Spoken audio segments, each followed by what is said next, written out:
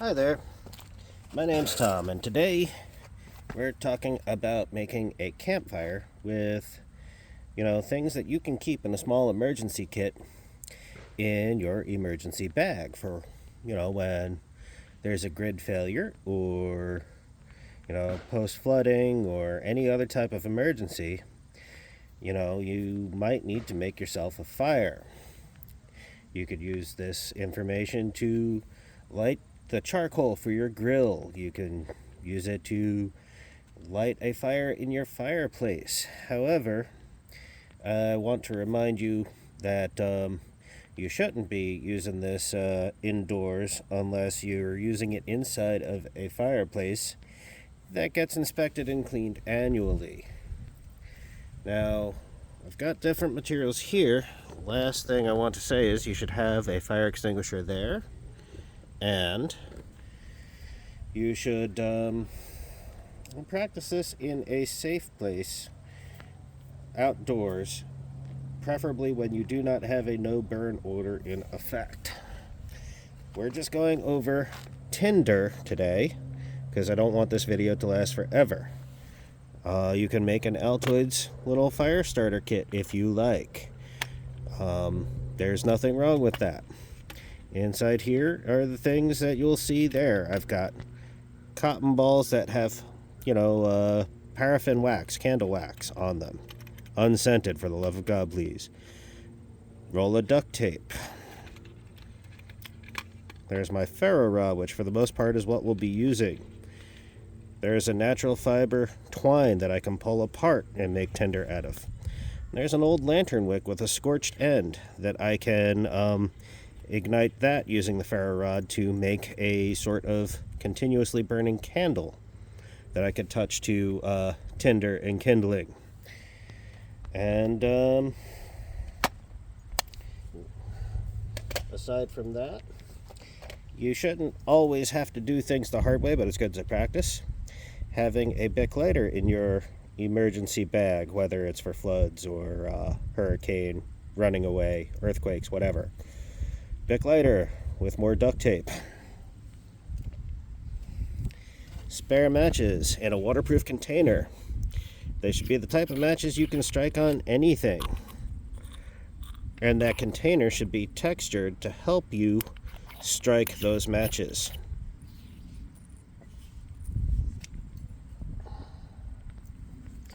Now, for the most part, I use a little pocket ferro rod, not the big things that take up a lot of space that if you're an avid camper and bushcrafter you might carry. And I strike it with the saw. Now, the only exception will be what I do with the Swiss Army knife in a moment. Now, when you see people who are bushcrafters using a ferro rod, you'll see them with a much bigger ferro rod usually. They push their saw down the ferro rod while holding this steady. With small ferro rods, it's the exact opposite. You post up with your saw and you hold that steady and you pull back with your small ferro rod. So you put it right next to, right on top of your tinder. So you're directly over it and dropping your sparks directly onto it. So I got my natural fiber twine and cotton ball. I've pulled apart the twine. I've tied a knot in the center of it so it doesn't go everywhere.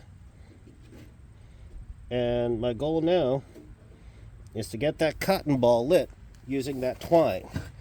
Since the cotton ball has all of that wax in it, it should work out well. But it's going to be harder to ignite.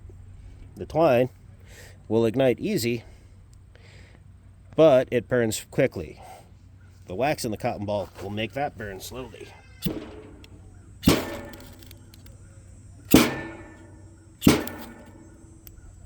There we go.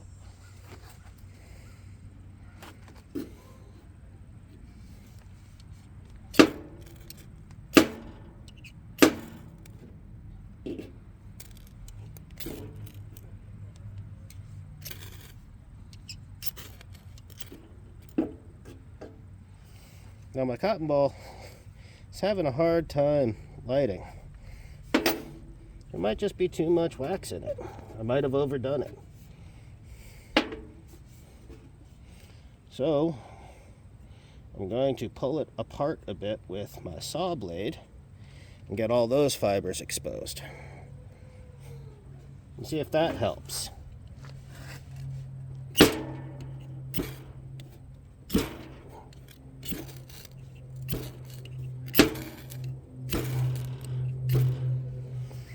Okay, looks like we got our cotton ball lit.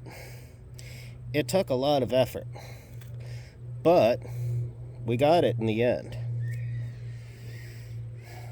Now, here's some strips of duct tape that I pulled apart, and I left in a ball. Let's see if we could get that ignited. Now, note, it's good to keep that wrapped around a lighter so that you have long burning tinder, like that cotton ball and candle wax, ready to go.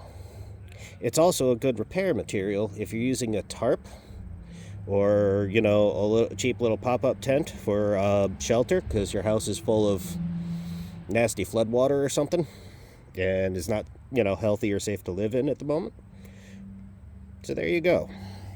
You take some off of your lighter, you build yourself a little rat nest of it like that.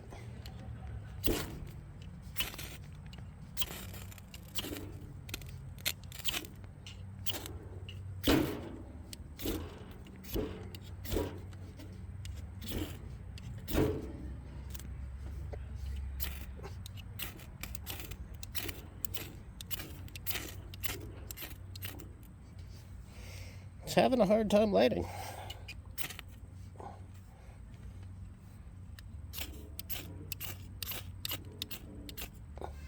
That's unfortunate. So let's combine it with these fatwood shavings. So I cut this piece of fatwood away from a bigger stick. I don't want to use all of it. And I also want it to fit inside of a little survival tin. I made those shavings, and the sawdust from when I was sawing is right there too. Maybe those will ignite easier. And then I'll put the duct tape on that, because if I leave the fatwood stick there, it'll burn forever to get my campfire going. But then I lose the rest of that stick. So let's try the duct tape with those shavings.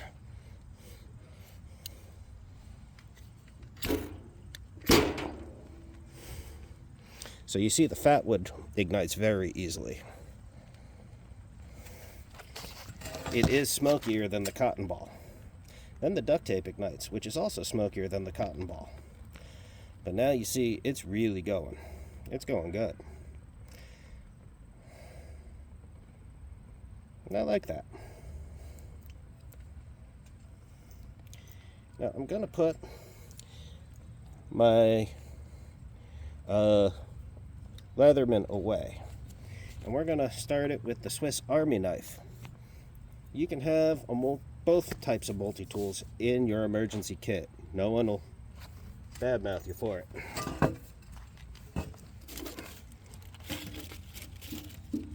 I've also got a bit of birch bark here, which makes good tinder if you process it down. We're not doing that right now. I just didn't want to put my Swiss Army knife in the ash. So as you can see, I got a corkscrew and something in it. First thing that's in the corkscrew is a very tiny backup emergency ferro rod. That's called a fire ant. And the orange stuff is more tinder, much like my cotton ball. It's full of wax.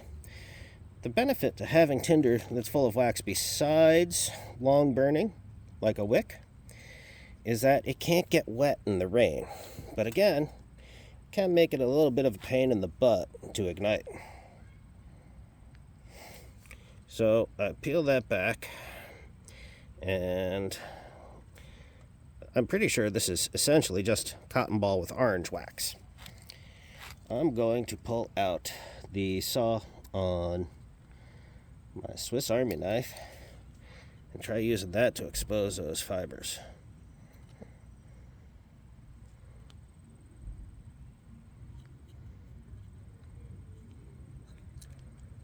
Okay, now my cotton fibers, or whatever those fibers are now exposed.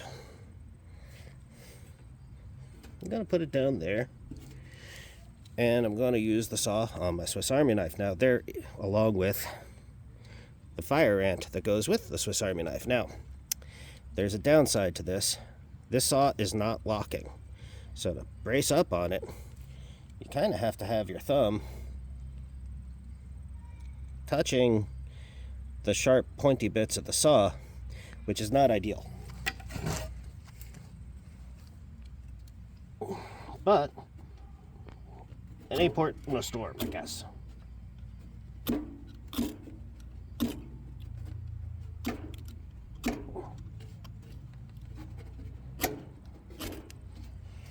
And there we go. The tinder, the fibers on it, lit right up. I gotta say, it's uncomfortable. It's a pain in the butt. But as far as backups go, it'll work. Now, I've used up that tinder, but you know what? I can put another freaking cotton ball that I made myself into that corkscrew. So, that is fire starting tinder.